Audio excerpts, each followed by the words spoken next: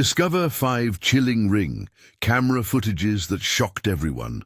Doorbell cameras promised a new layer of safety for our homes, a little blue ring of light meant to warn us if someone was at the door, a motion alert to keep an eye on packages, a grainy witness when something went wrong. But as these devices multiplied on porches and in living rooms, a darker side began to surface. In 5 separate clips from recent years, Ring-style cameras recorded moments that crossed the line between unsettling and deeply disturbing. What follows is a careful look at each incident, what the footage shows, how it was handled, and the hard lessons homeowners learned after the recordings went public. If this is the kind of investigative content you want more of, consider subscribing. We'll keep digging into the footage and the facts behind it. Case 1 proves how personal these devices can get, right into a child's bedroom. In Memphis, 2019, a newly installed interior camera in the Lame family home began to behave in a way no parent imagines. On the camera audio, the feed started with a soft tune playing through the speaker, and then a voice that the 8-year-old heard as friendly. The camera audio captures, "Hello, Santa's here." At first it sounds like a prank, until the voice shifts. Over the course of the recording, the intruder alternates between mock playfulness and abusive language, at one point repeating a racial slur and urging the child to act out. The family only discovered the breach days after installation, when they found the camera settings altered and watched the clips back. Listen to the scene in your mind. The small blue LED blinking on the device, a daughter thinking she's hearing a familiar, playful voice, and a stranger reaching through technology into that private space. The footage does not tell us how the intruder accessed the camera. The public record never confirms a specific exploit. What it does show, painfully clearly, is the intimacy of the violation. The takeaway here is stark. Interior cameras create a vulnerability that feels different from a camera on a porch. Consider whether a camera needs to be in a child's bedroom or other private interior spaces. Strengthen account security with strong, unique passwords and enable two-factor authentication, 2FA. Where offered, 2FA adds a second step to logins, like a code sent to your phone. The family's experience pushed many viewers to rethink where they place devices designed to protect. Next, Case 2 forced a homeowner to take action after noticing an unexpected voice in his kitchen feed. Adam Koselik, a homeowner who shared his experience publicly, returned to find camera audio addressed to his young daughter while he had briefly stepped away. The camera audio records a voice saying benign phrases at first, then shifting in tone. Adam later removed his interior cameras, explaining that he hadn't been prompted to enable 2FA during setup, and felt the platform left users insufficiently warned. This clip is unsettling less because of graphic threat and more because of the breach of routine. The way ordinary family life can be interrupted by a stranger speaking through a device meant to monitor it. This incident highlights a systemic issue, how user experience during device setup influences security.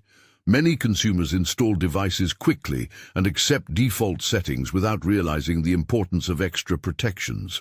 Manufacturers have improved setup flows in some cases, but the takeaway remains practical and plain.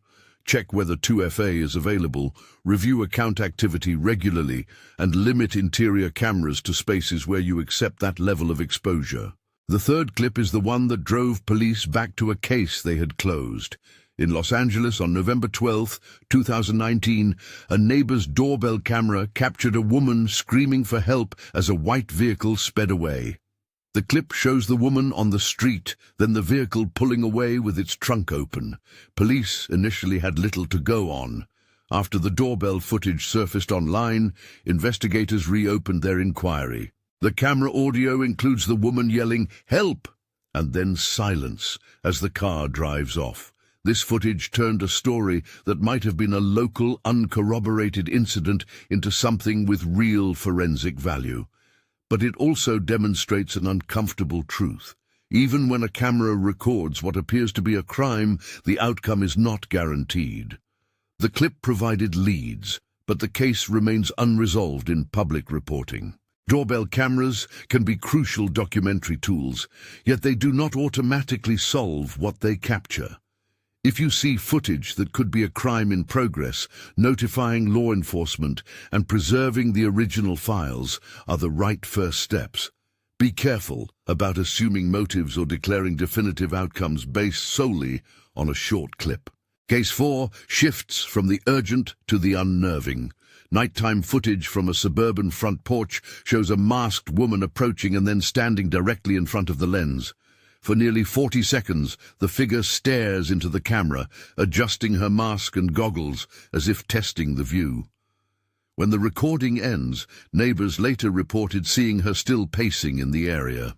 The image of a stranger intentionally facing a recording device is different from the chaotic capture of a crime in progress.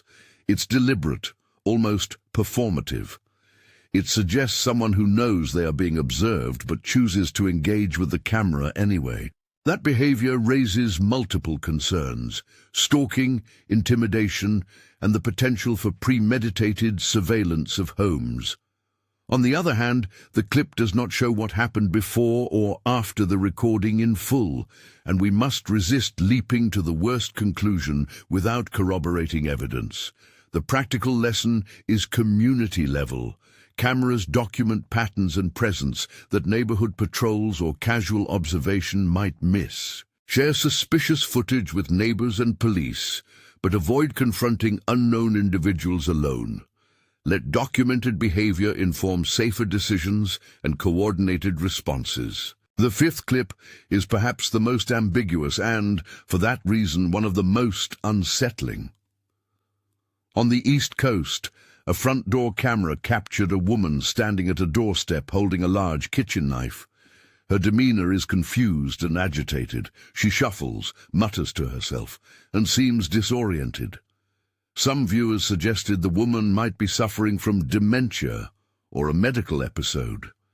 Others feared she had malicious intent. The footage alone cannot settle that question.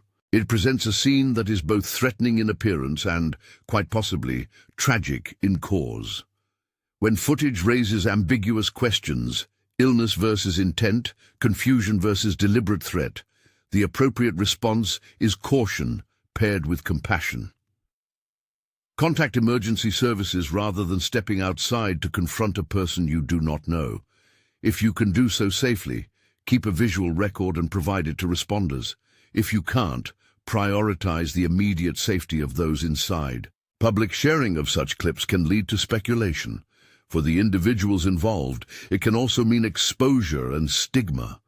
We must balance the need to learn from such incidents with respect for human dignity and the uncertainty that often remains after a camera stops recording. Across these 5 clips, a few common threads stand out. First, technology that is meant to protect can also expose. Interior placement introduces a very different kind of vulnerability than an exterior camera.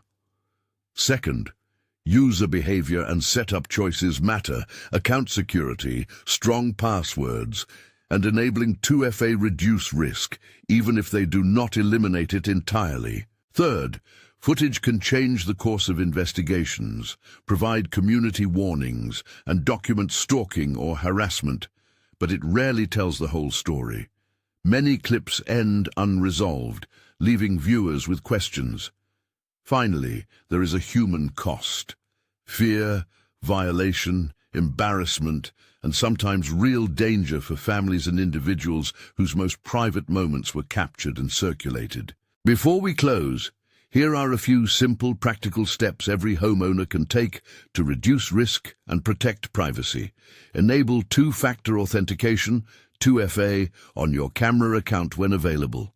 Prefer exterior placement for motion-activated doorbell cameras. Avoid placing cameras in bedrooms or other private interior spaces when possible.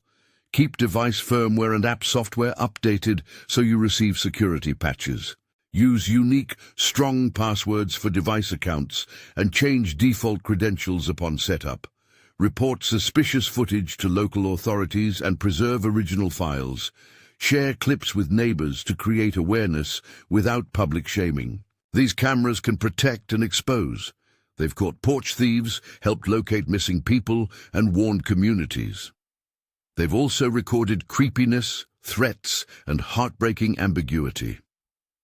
The difference between those outcomes often comes down to small decisions: where a camera is placed, how an account is secured, and how communities respond to what a lens reveals. If you've experienced something similar or have footage you think should be discussed, leave a note in the comments.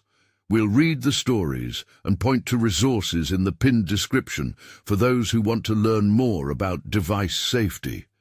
Be cautious, be compassionate, and remember, a blinking blue light can save you. Or it can let someone see inside the life you thought was private.